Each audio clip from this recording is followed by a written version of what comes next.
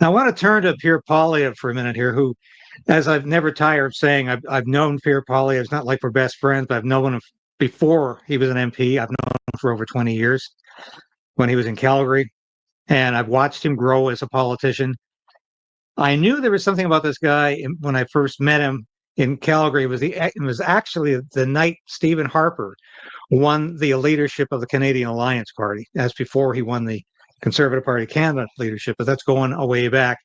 And Pierre Poilievre was at the celebration that night. And we got talking about a lot of things. And I thought, this guy, he could be an MP someday. And my God, he even prime ministerial material. But anyway, Pierre Poilievre, I think, could have done better things in the campaign, but he had a horrible campaign team. As far as I know, most of them, and I really have no time for most of them, especially the campaign manager. But I think they gave him bad advice. I think he should have been out there on conservative podcasts, after conservative podcasts. He should have been out there talking to as much media as possible and talking freedom, freedom, freedom, change, change, change, not Donald Trump as some people in the party wanted him to. But here's a clip, because I said several times that Joe Rogan invited Pierre Poilievre on his show. And people kept saying, no, Joe Rogan didn't invite him on. And I said, yeah, he did. And Patrick Bet-David invited him on his show 3 separate times, and they hung up on him 3 separate times. I think these people are crazy. But here's the confirmation that Joe Rogan did invite Pierre Poilievre on his podcast. Reminds me of what happened in Canada with the truckers. Yes. I mean, they froze their bank accounts. Yeah. Or people who donated to them. Yeah. The people who donated to them got their bank accounts frozen. How insane. Insane. And then that same party just won again. Good job, Canada. Oh my God. If they didn't have good bear hunting, I would never go there. I do have to say, I offered to have that Pierre guy come on the podcast. Really? He didn't do it. Wouldn't do it. Thought it was too problematic. Or whatever. Jordan told me, I forget what he said, but they were telling him not to do it. Like his advisors were telling him not to do it. Hey, dumbass. If they can't talk to you. Yeah, that to me is just mind-boggling. This is a guy who's getting an audience almost comparable to what Johnny Carson used to get as sort of the only nighttime talk show host in the 50s, 60s, 60s, 70s, and 80s. And this is a guy who's getting audiences that are comparable to that, who's not even identified so much with Donald Trump or the Republican Party. He's always kept himself at a distance to be too subjective or too attached to a political party. But that wasn't good enough for the Conservative Party campaign. No, we can't go on Joe Rogan because Donald Trump's been on Joe Rogan. Or the mentality was so small. I mean, do you think it was a mistake for the campaign not to put Pierre Poilievre out there talking about freedom and talking about what he wanted to do when he was elected? Yeah, well, I got quite a bit to say about this. I think it was a I think it was a massive mistake.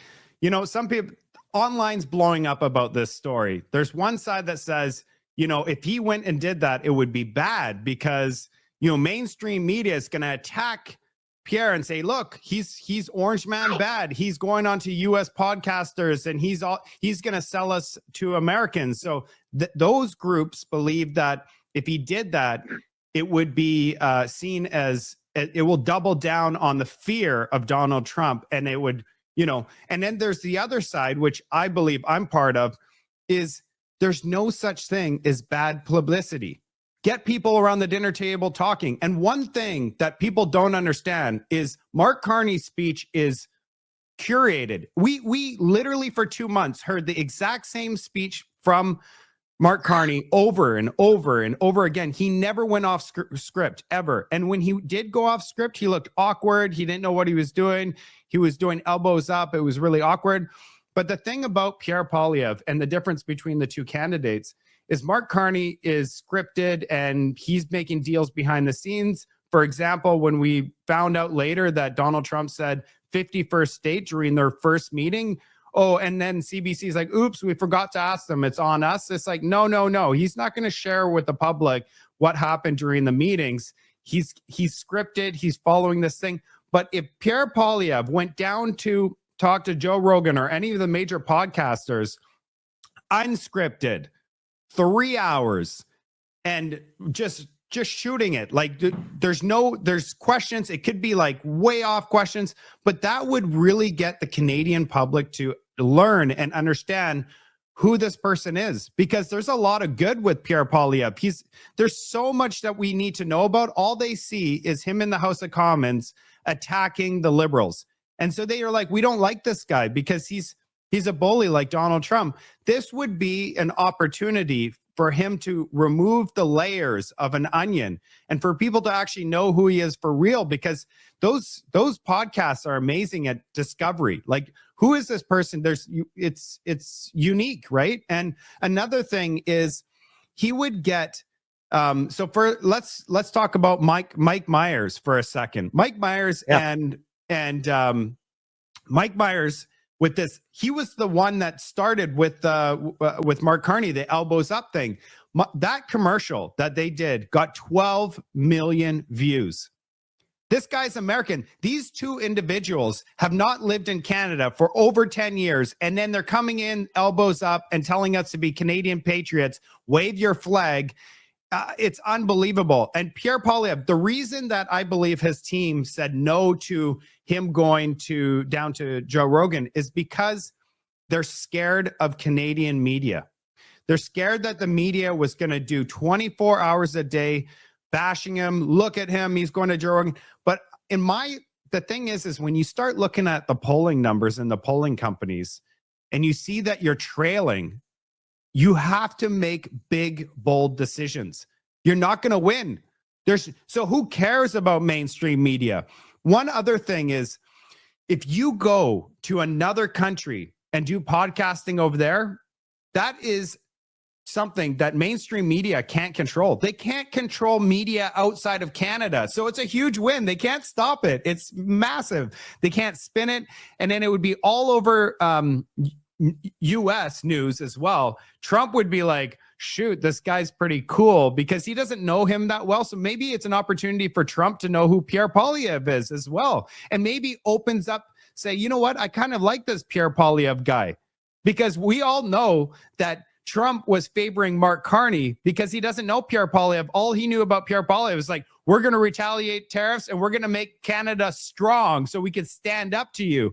That's all Trump saw. So if he went down and did podcasts in America, maybe that would open up Trump's eyes and say, you know what? I kind of want to work with this guy. I like this guy. And then he wouldn't sabotage the conservatives, because that's exactly what he did. He sabotaged. He knew that the Liberals were starting to gain traction. He knew that Mark Carney was favored, and he continued with the 51st state comments time and time again, and he never stopped. He loved it because he wanted the Liberals to win.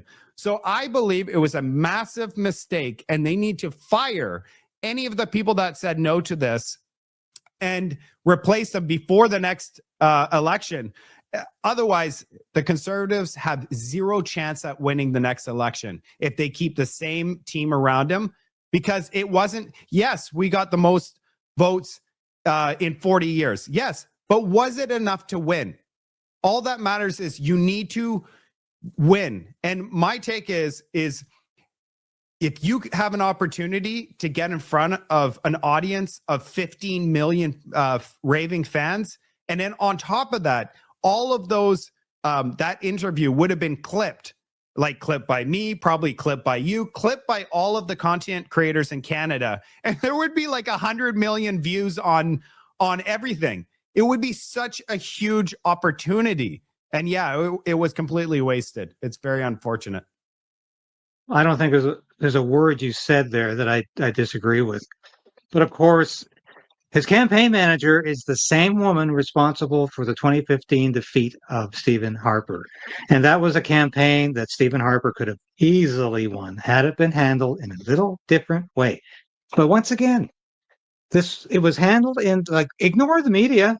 It just pretend that things haven't changed, that we're still dealing with 3 networks and there are no internet stations. But there was a complete disavowal, almost ignorance in this campaign of where the media is today. It's like they didn't understand that there are dozens, hundreds, thousands of people on YouTube doing shows, that the new media is dominant with conservatives. Most conservatives don't even watch CBC or CTV unless you're getting information from the contrary side of things. And I don't think it's like there was a complete lack of comprehension that the world has changed. It's almost like they're still back when the world changed with cable news in 1983, 84, that's where history stopped for these people. But life has gone on. And exactly what you said, these clips would have been shared so often. And the response would have been in the millions. And I love the fact you said Mark Carney said the same thing every speech. I can't think of anybody else who has said that besides me, because I noted when he gave his victory speech, not during the election, but when he was elected Liberal leader, I said, that's the same damn speech he's been saying every day across the country at coffee clatches. He couldn't even sit down and write a new speech or ask his handlers to give him a new speech. He read the same speech again, same points. And this somehow got by. And I think Poilievre would have made mincemeat out of Mark Carney had he actually tried. And you're right. He had nothing to lose. The polling consistently said he was behind all through the campaign. Now, they kept saying, it can't be right, it can't be right, can't be right. Look at the size of our rallies. Well, regardless, if every poll says you're behind, you got nothing to lose, because you've got to get out there and shake things up. And they didn't do that until the very end of the campaign. And I think it was a critical failure, and it was a lethal failure for the campaign in the end. I just want to add one thing, David. One thing that I noticed is, because I was on the street and I was asking people, who are you voting for? Why are you voting for people? And what I heard more often, I heard that, people were uncertain with the difference between a pure Poilievre conservative led government or a liberal led government. They said they're almost the same. Like, he's the same on the Ukraine. He's the same on this. They're both removing the carbon tax. So it started to mesh a little bit more. And the incumbent, the government that's been running the show for a while, people are more comfortable with, in a time of crisis, to go with, a government that they know that they have experience with. And when you don't set yourself apart, like really apart from the incumbent, the liberals, that's where they failed. And where they could have really set themselves apart was, taking a chance and going out to these podcasts and showing Canadians that it's night and day. There's a huge difference between the two. One represents freedom of speech, freedom of mobility, freedom to make as much money as you want, freedom to our economy to grow and prosper, use our energy, like just unleash our potential. And the other one is all about, I know better than you. You are dumb, and I'm going to tell you, you need an electric vehicle because you are destroying the planet. You need to pay all these taxes, and then we're going to give you these homes that are going to be slapped together, and that's your vision of home. When I was growing up, my vision of Canada was a beautiful home with a backyard and a family. What the liberals are selling us today is these shipping containers, no family and no dog, and you're going to be working 3 jobs to pay for that shipping container, because they're going to make inflation explode with their $250 billion in additional spending on top of the $600 billion that they used up. And people are like, well, it's because of COVID. It's because of Ukraine. No, it's not. It's because of incompetence. Thank you for watching this episode of Stand on Guard and being a part of the KRAYDEN'S Right channel. If you've watched this episode to this point, you've watched it all. And that's really important for a small station like this. We always say subscribe, hit the bell, be a part of the Crayden resistance. Resolve to resist. That's what we're doing. And if you become a subscriber, if you're a supporter of this station or a member through Substack, through YouTube, and now you can be a local as well, that's so important to us because I couldn't do this without you.